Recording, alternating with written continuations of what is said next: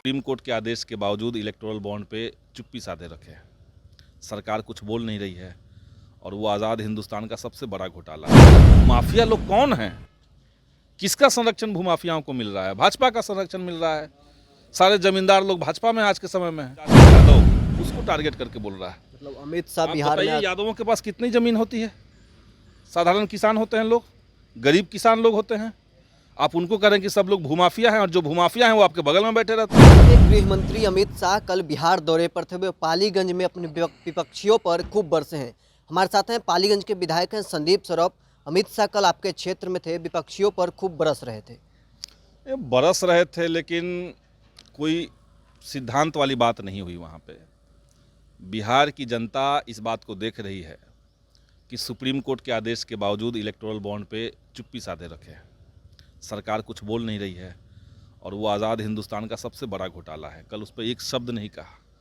उल्टे विपक्ष के लोगों के ऊपर जिस तरीके के आरोप लगा रहे हैं, परिवारवाद कर रहे हैं। बगल में वहाँ सम्राट चौधरी है। बेचारे सम्राट चौधरी क्या सोच रहे होंगे कि हम इतना जी हजूरी करने में लगे हुए हैं, इतना चाटुकारिता कर रहे हैं गृह मंत्री का, और हमारे खिलाफ ही बोल रहे हैं।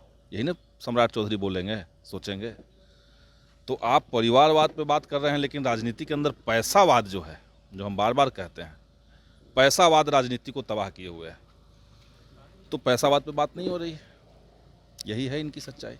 अमित शाह कल मंच से ये भी कहे हैं कि जो भी भूमाफिया है उसके अब उल्टा करके सीधा कर देंगे। तो आप समझिए ना कि भूमाफिया लोग किसके संरक्षण में है। पटना के ग्रामीण इलाकों में चले जाइए, भोजपुर में चले जाइए, शाहाबाद में देखिए, आप चंपारण के इलाकों में देखिए, भूमाफिया लोग कौन हैं? किसका संरक्षण भूमाफियाओं को मिल रहा है? भाजपा का संरक्षण मिल रहा है। सारे जमींदार लोग भाजपा में आज के समय में हैं। तो भाजपा को बचाने के लिए आप, भाजपा के जो लोग हैं उनको बचाने के लिए आप एड़ी चोटी लगाए हुए हैं। आपके लोग हत्या बलात्कार करें, आप जेल से निकाल करके माला पहना देंगे। जो लोग ओलंपिक विजेता महिलाओं को यौन उत्पीड़न जिन लोगों ने किया, उनको आप कह देते हैं कि ये भी हमारा परिवार है, और अभी बिहार में आकर के झूठ मूठ का एक माहौल खड़ा कर रहे हैं। ये असल में जानबूझ करके, जो कल उनका बयान है, वो एक खास पार्टी के बहाने एक खास जाति यादव उसको टारगेट करके बोल रहा है। मतलब अमित शाह आप बिहार बताइए, में यादवों के पास कितनी जमीन होती है?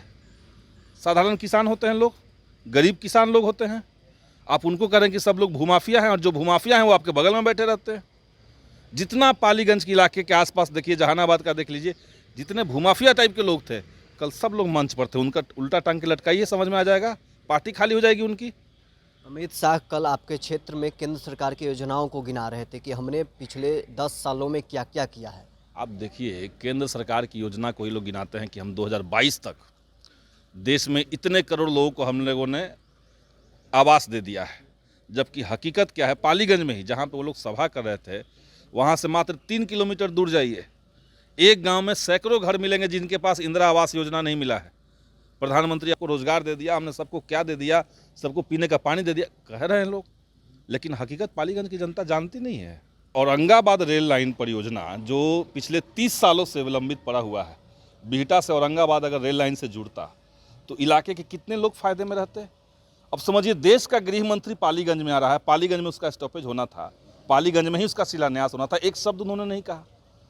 तो इस सरकार के जनता के सवालों से कोई लेना देना है नहीं। औरंगाबाद, बिहटा औरंगाबाद रेल लाइन पर इन्होंने चूं तक नहीं किया, और उसके लिए समझिए कितना बड़ा आंदोलन चल रहा था। यही है सच्चाई इनकी। जनता से मतलब नहीं है, हवा हवाई बात करे। चोर चोर जो है वो बगल में बैठा लें और शहर में चोर का ढिंढोरा पीटते रहे। ये सुना क्या कुछ कह रहे थे विधायक संदीप सौरभ। फिलहाल के लिए बस इतना ही। आप बने रहे न्यूज़ नेशन के साथ।